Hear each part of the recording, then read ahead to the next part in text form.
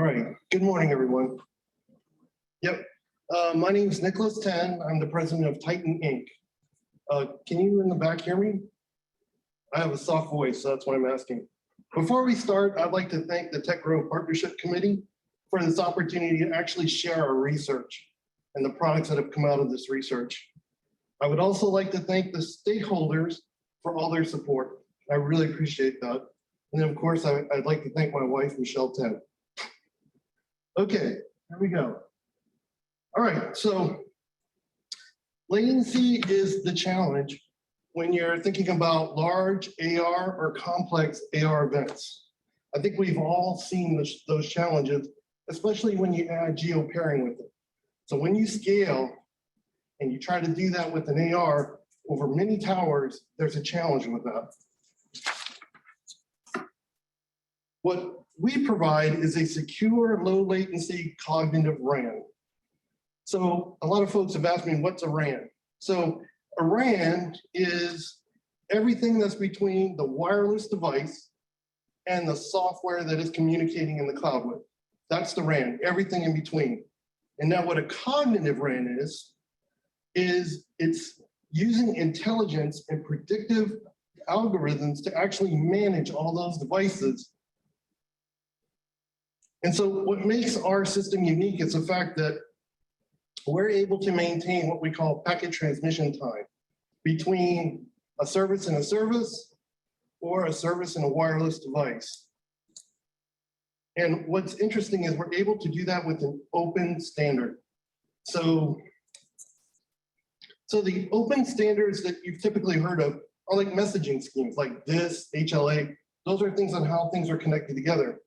What's unique here is that this open standard actually allows you to control network latency at a packet level. So creators who actually are defining AR, they optimize their code to work on the hardware. This now gives them the ability to optimize the network to support their application. Traditional networks, and let me say that again, traditional networks are not able to support this packet transmission time. However, our research has shown that cognitive networks can. So when you look at future training technology use cases examples, I've got 3 in there, but I wanted to show you how PPT, cognitive networks, and an open standard change the way you think about these problems. So the first one is when you look at the soldier now, when you put augmented reality and when you put geo-pairing on, you're putting a lot of compute power on them. And for that compute power, you need a lot more battery. And so the challenge is now they're getting weighed down with all this battery. The simple solution would be, hey, let's just offload everything into the cloud, right? But it isn't practical because networks, and as I mentioned, large networks don't have constant coverage. So what the CRAN does is it actually predicts what the coverage is of that person as they move through the network predictively, and actually moves the services onto the individual where he uses the battery, but then off the individual when he actually gets into a good coverage area. And so our estimates based on our models right now are 50% less battery power up to about 70%. That's huge. Another use case is, let's say you want to host large AR training events, right? You got thousands of people at the CTCs, that's the combat training centers, and they're all looking with their augmented realities, and you shoot a tracer round, or you actually explode a counter defilade, right? You've got thousands of people that actually need to see that all together to get that engagement in real-time training. Well, again, cognitive RAN is able to basically, because it's a cognitive RAN, we manage all those components, and we're able to assess everybody's position to maintain that PPT. And so we're able to move the servers, the services, reroute the network all in real time to maintain that latency. That's really the magic of what we're able to do.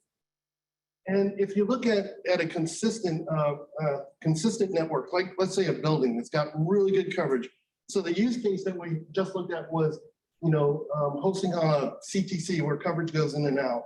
And basically that network is always observing and predicting where you're going, but it's also adjusting it to maintain that latency. But if you're in a building like this, and you have constant coverage, now all of a sudden you have the ability to construct simulations in a set of composable components using remote rendering.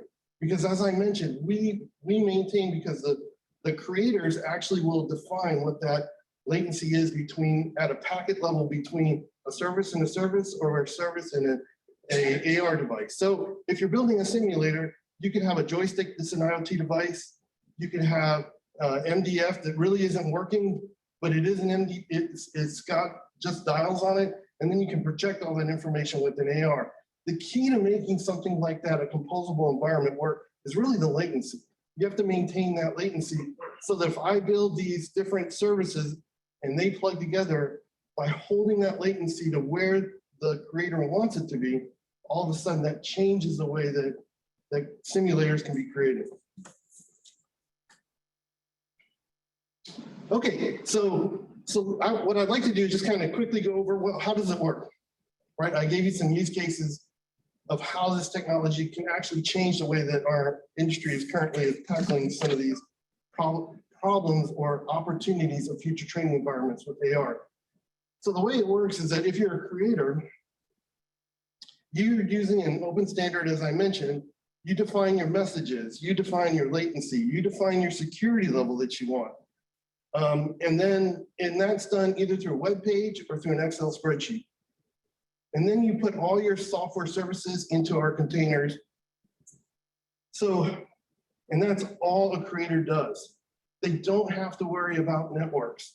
They don't have to worry about security. They don't have to worry about wireless systems, because our system, our cognitive network, actually is a convergence network, which means that it can support different wireless capabilities. So let's say that you're in an environment that has 5G on one section, someone has a Wi-Fi, and you're moving between them. The network actually knows what's optimal for you and moves it into that environment.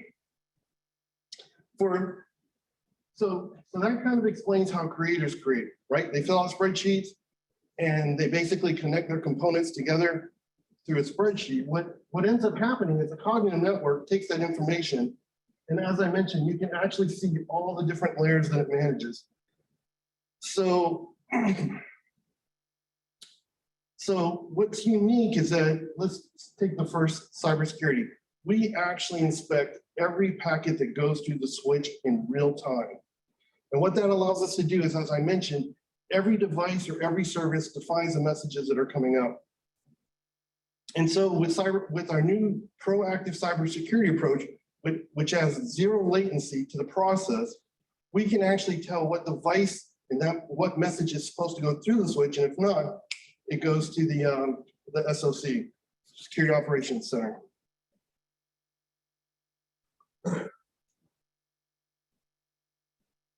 We also know what IoT devices, messages, as I mentioned, creators define all the messages that are coming out. So with this new security model, we are able not only to know at a software service level what the communications are supposed to be between them, but we also are able to identify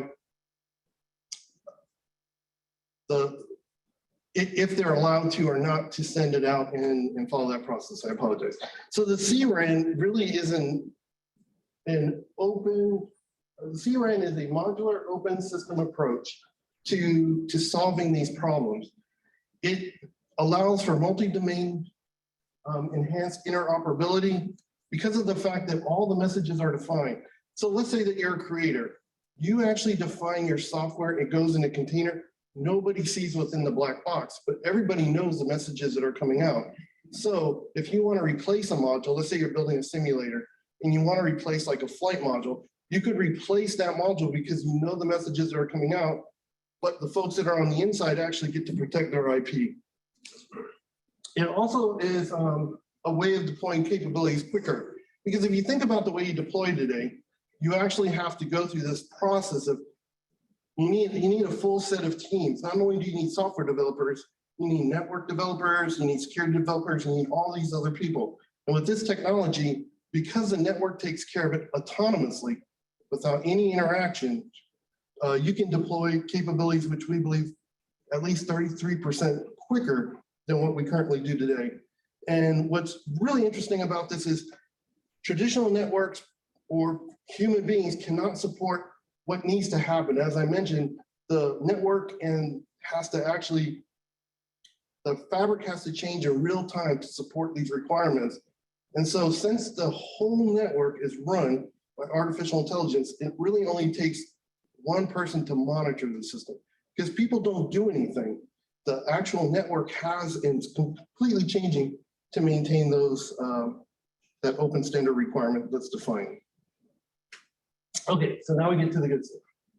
So kind of where we are at this point. We're going to be building this cognitive RAN at the Central Florida Incubator, which is right up the street as part of our phase 2. We've done all the system performance sub-testing, so it's all been completed. So again, all the models and all the performance of actually building a cognitive RAN we have. We are in the process of actually ordering the hardware, which we'll be demoing at the incubator starting September of 2022. You can kind of see the environment. It's a convergence network, so you'll see part of it is Wi-Fi and part of it's 5G. And we are also currently working with 4 early access vendors on integrating their capabilities into their live training capabilities into this environment. So what's interesting about this is not only have we done the research and the modeling, but we actually have third-party vendors bringing their capabilities in to actually assess this capability for the Army. So partnerships or relationships. The first thing is from the Department of DoD partnerships. What we're looking for is first a phase 2 or phase 3 enhancement. We're really working with PEO Stride right now to identify a location for a larger test. As I mentioned, there's a small test bed that's being built here in Orlando. For phase 3, we'd like to put it at potentially a home station. In addition to that, there's phase 2 enhancements. There's some enhancements that we're looking at potentially adding microsecond precision tracking against all devices. So that means any devices on the network will all be at the same time at a microsecond level. And with that, the next step is actually doing localization, doing position tracking with that information using time of flight.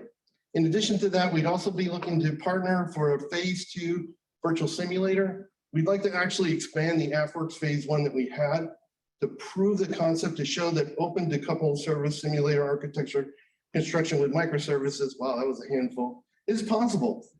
It's possible because when we prove that it's a network that actually changes this, then all of a sudden, the way simulators are constructed are different. They're open, and modules can be changed, and security is a byproduct of the system. And then lastly, as I mentioned, because what we call our intelligent switching technology that's come out of this is actually a disruptive technology for cybersecurity because we're able to process packets in real time. So there's no latency incurred moving 500 or 400 gigabits of data through a switch. Teaming relationships. We're open to long-term strategic partnerships and teaming opportunities. What I really want to articulate is, as I mentioned, we build a CRAN that goes from the device all the way to the wireless device. But we are, the radios themselves, as I mentioned, we're a convergence network. So if you're a prime or a vendor that has capabilities of really discriminative wireless technologies, that plugs into our environment because of the fact that we control the whole thing, means that we can take parts of yours and put it into that environment. For venture capital, we're in very early stages, as I mentioned. We're building our first prototype and we're trying to get into phase 3. But what we're really looking for is to establish the right partners for commercializing this technology, because AR is going to be moving to mainstream in about 3 years. We know the pipelines and productions of capabilities that are coming out. So when these things drop and you can see outside, there's going to be a network to have to be created to actually support these really large gaming events. And I think we have the technology to solve that problem. And lastly, this is to all the creators out there, all the developers. If I want to get this right.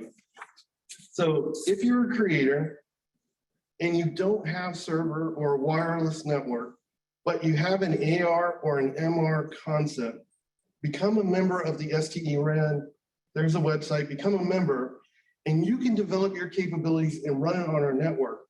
So you get all the benefits. You're going to actually be shaping how this technology evolves, because now as a creator, you have the power of controlling and optimizing the network for your AR experience. And my contact information is below. Thank you.